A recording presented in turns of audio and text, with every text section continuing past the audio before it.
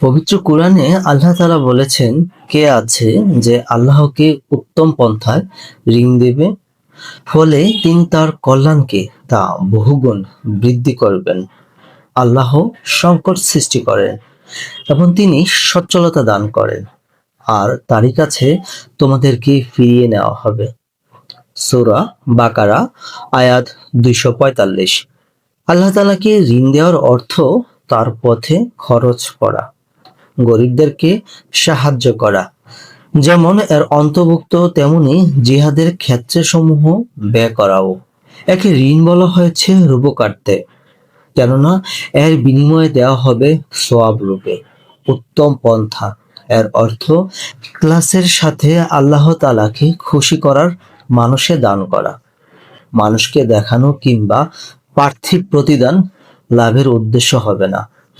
যদি জিহাদের জন্য বা গরিবদের সাহায্য করার জন্য ঋণ দেওয়া হয়, তবে তাতে কোনরূপ সুদের দাবি না থাকা। কাফিরগণ তাদের সামরিক প্রয়োজনে সুদে ঋণ নিত। মুসলিমদেরকে সতর্ক করা হয়েছে যে প্রথমত তারা যেন ঋণ না দিয়ে বরং চাঁদা দেয়।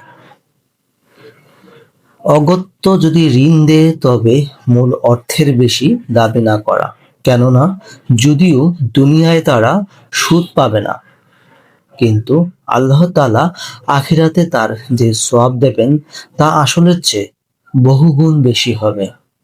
এরূপ ব্যয় করলে অর্থ সম্পদ কমে যাওয়ার যে খতরা থাকে সে সম্পর্কে আল্লাহ তাআলা বলেন, সংকট ও সচ্ছলতা আল্লাহরই হতে।